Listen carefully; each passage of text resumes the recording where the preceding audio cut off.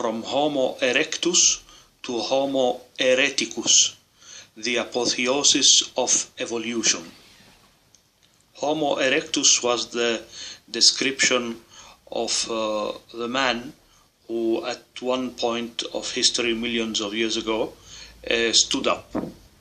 He passed from 4 feet to bipiede, to bipedal, 2 feet. And haereticus is the man who is outside organized religion, who thinks freely. So the evolution story starts with Homo habilis, the man who started to be able to do things with his hands, to produce instruments for cutting plants and for waging wars, etc. So he became from a man who didn't know what to do, almost nothing, to Homo habilis, able to do things with his hand and also start fires. The story of evolution of humankind. The story of Adam and Eve is compatible also with evolution. It's not incompatible, but it is complementary.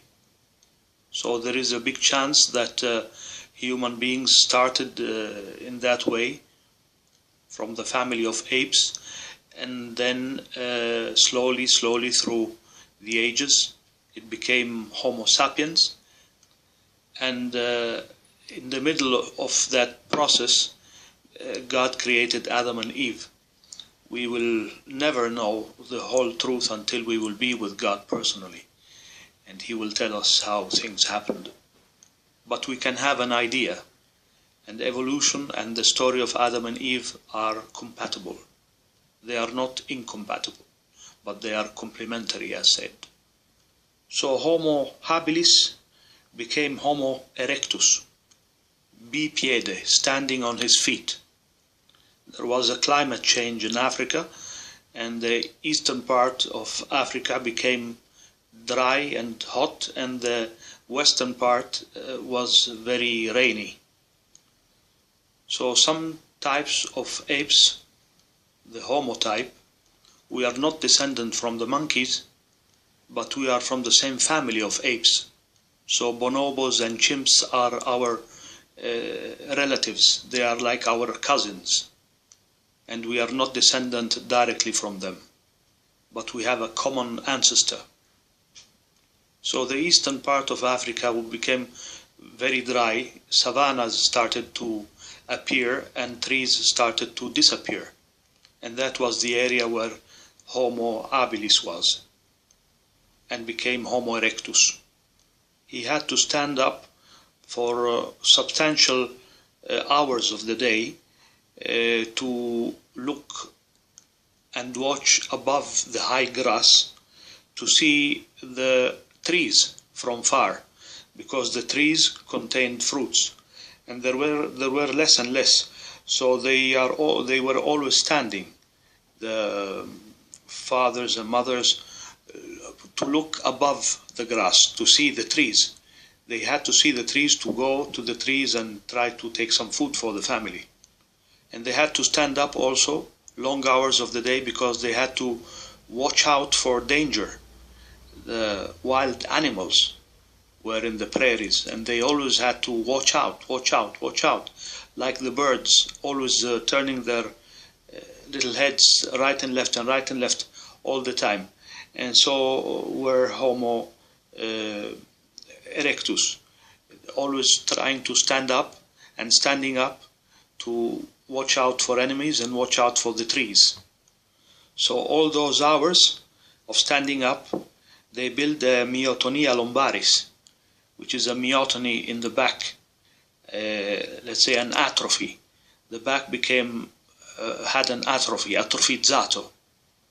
It's like if you do a certain movement which is unnatural for your body with your arm or with your leg, at a certain point it will become atrophied. And if you keep doing it, that's how it will be.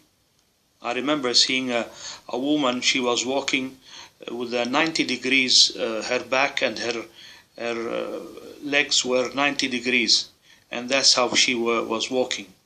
And they told me that for all her life, since she was a little girl, she was picking up things from her land and then from the garden, always picking up things that her back became 90 degrees with her legs. So that's how I came out with this acronym, description of this myotonia lumbaris. The muscles of the lumbar area, they became atrophizzati. So Homo habilis became Homo erectus. And that's how we started walking on our 2 feet, on our legs. Why did I mention Africa? Because our origins are from Africa. Australopithecus africanis and Australopithecus afarensis. This is our origins. The fossils are there. So from Homo erectus to Homo haereticus. Haereticus comes from haereticus, from ancient Greek, which means able to choose, or reputandus, respectable. But organized religion uses the word as a despising, like saying, you are a heretic, like you are a very bad thing. But in reality, it's a good thing, which means you are a free man. You think with your own mind. Wow, that's wonderful. So we should be proud when someone says, you are a heretic. You say, yes, and I'm proud of it, because I think with my own mind. And heretics come from haereticus, which means able to choose, I'm able to choose, and a respectable person. But Homo erectus did not become yet Homo haereticus.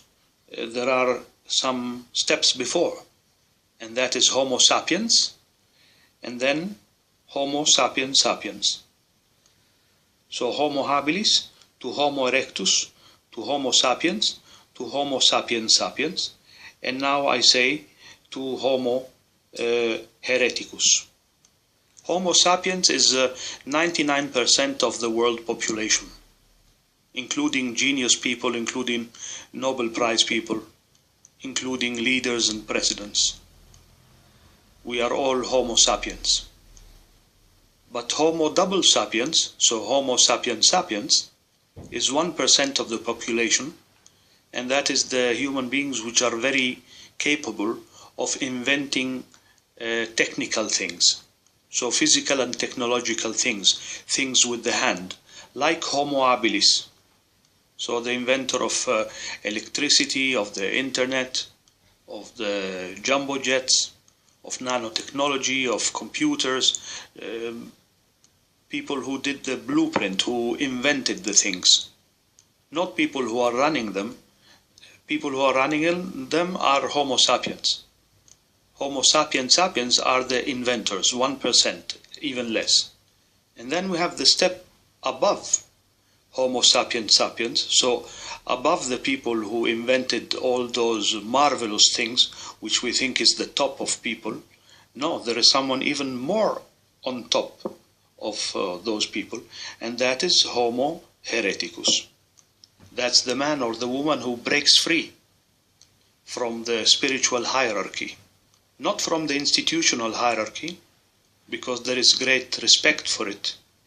Because without the institutional hierarchy, in the law, in the military, in the government, in the civil right and civil life, there would be confusion. So it's very important to have hierarchies in all sectors except in the spiritual sector, because ultimately each one of us will be personally responsible in front of God of her or his own choices. We cannot demandate, we cannot delegate someone who will decide for us the framework of our belief.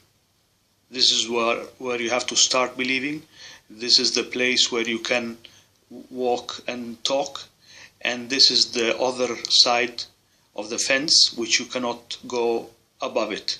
So someone who's designing the framework of our spiritual belief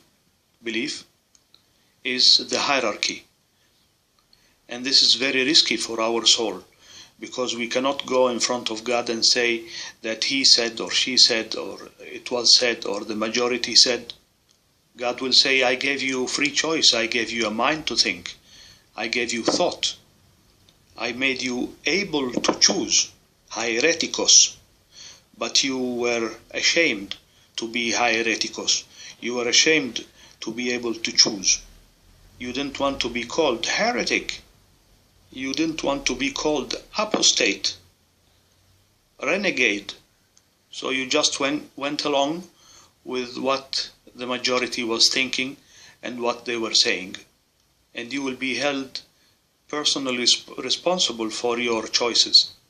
While if you choose by yourself, then you are set free. Then you are above homo sapiens sapiens, which you must have a very high IQ to be a homo sapiens sapiens. While homo haereticus can be any person of any nationality, of any race, and of any IQ. Any IQ can think by his own mind and have a direct contact with the eternal creator of all, and to be at the upper grade of the homo stairs.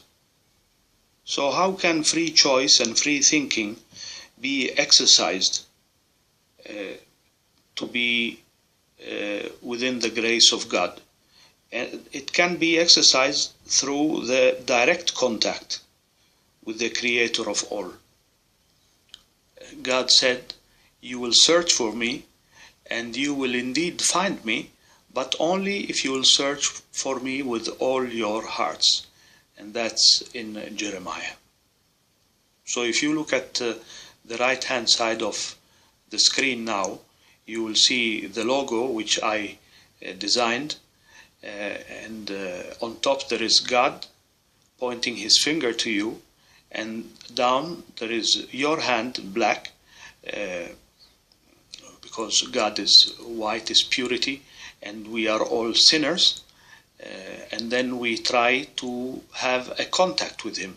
He wants to have a contact with us, and he is knocking in our heart, and we have to have a direct contact with him through prayer, through meditation, through the reading of your good book.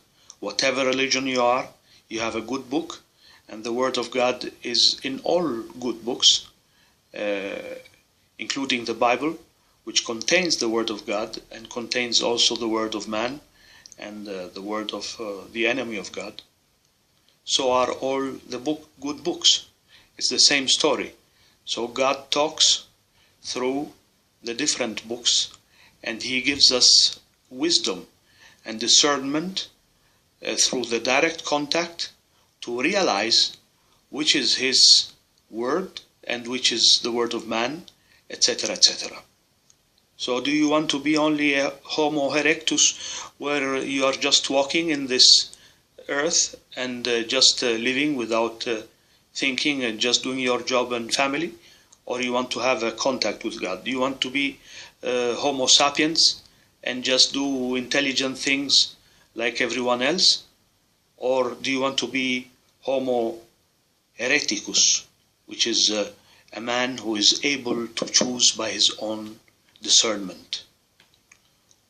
We must have utmost respect of the spiritual institutions, because they are in themselves